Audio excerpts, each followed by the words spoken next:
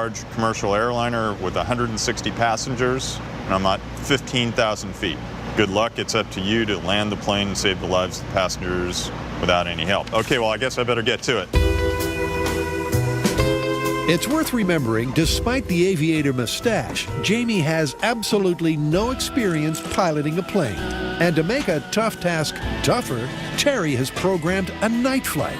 So Jamie will be quite literally flying in the Twilight Zone.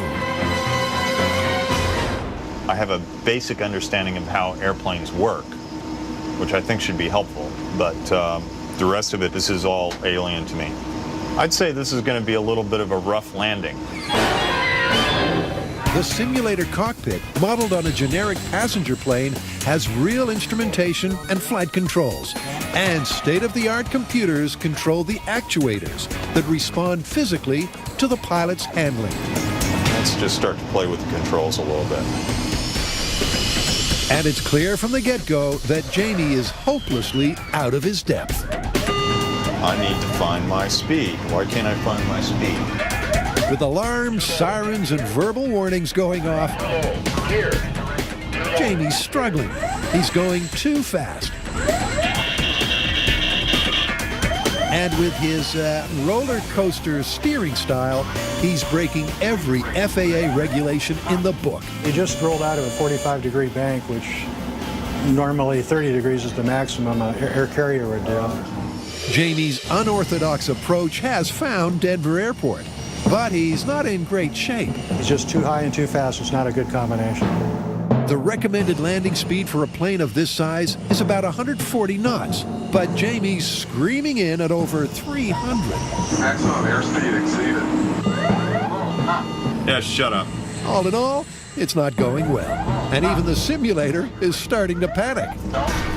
Why is it telling me not to think? On his final approach, Maverick Jamie can't help but try something straight from Top Gun. Oh, I'm gonna buzz the tower. Whee! Despite looking everywhere, he can't find the button that lowers the landing gear. Without wheels, this really is going to be a rough landing.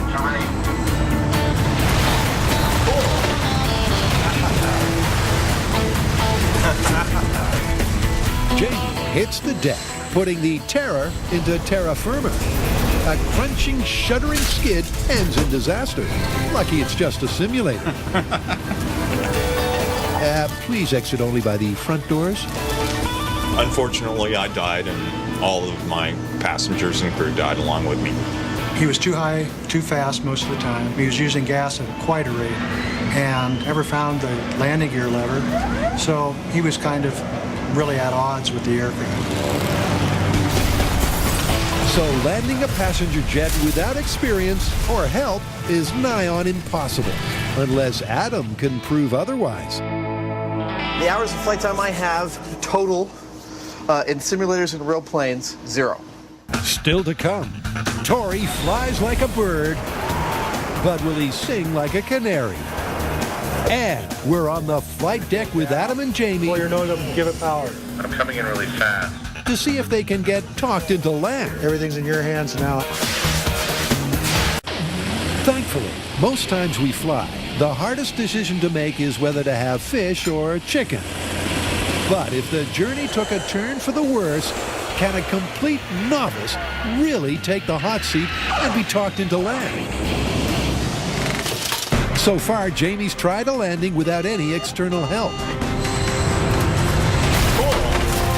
And failed miserably. But what about Adam?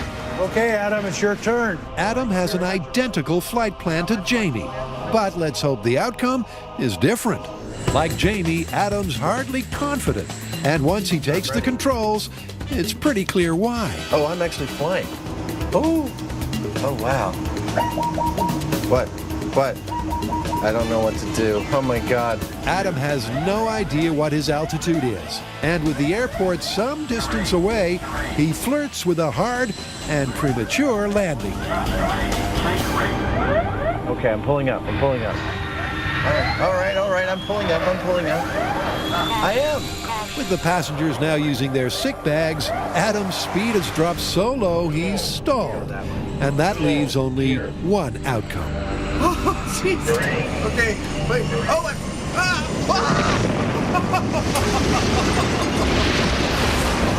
oh, I don't think I did so well. I crashed. I crashed in farmland about 10 miles outside of Denver. Rest in the knowledge that there's always a co-pilot and that I'm not the likely first choice to help land the plane in an emergency. What's clear from both tests is that with no help, crash landing a plane is pretty much the only outcome. But can an air traffic controller really cancel out the carnage? Oh, I don't think I did so well. You know, Because Adam and Jamie have just shown that newbie pilots don't exactly pass with flying colors. oh, I don't think I did so well. Now it's time to see if we can be talked down by an air traffic controller. So Terry is going to be that person, and he's going to try and talk us down using only the information that an air traffic controller would have access to, as well as feedback from us via the radio. We'll see what happens.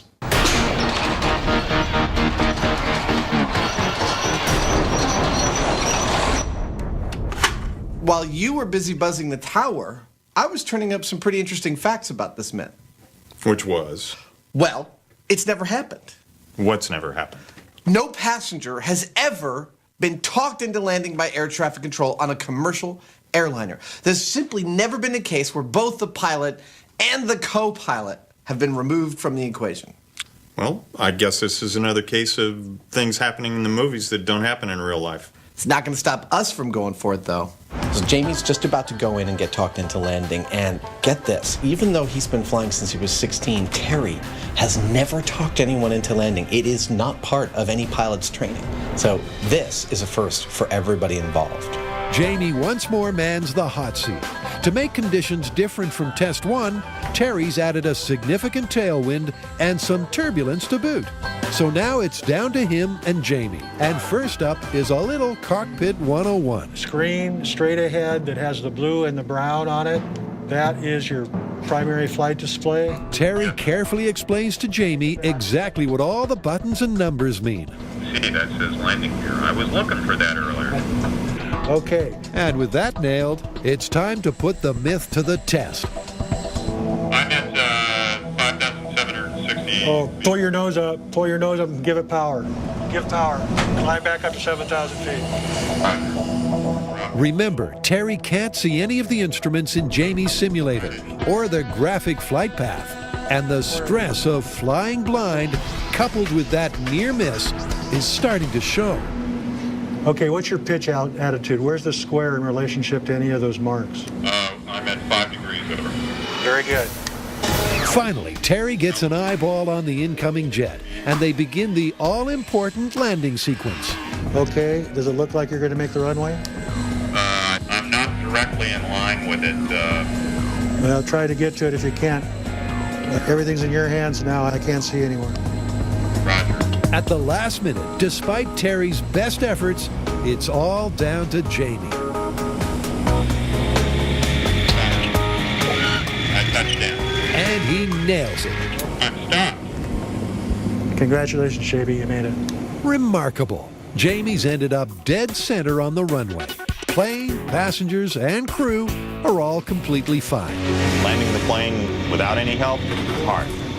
Landing the plane with somebody talking you through it, not bad at all. I think the key thing to remember about this getting talked into landing is the talking part is really important. I mean, without that, all this is a bunch of gibberish. But the decision on whether this myth is a birdie or a bogey will have to wait until Adam takes a... Oh, okay, wait. Remember, here's what happened on his solo test.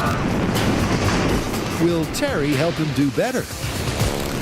I'm about to get into this flight simulator, right? But it's not like a simulator, it's like real life.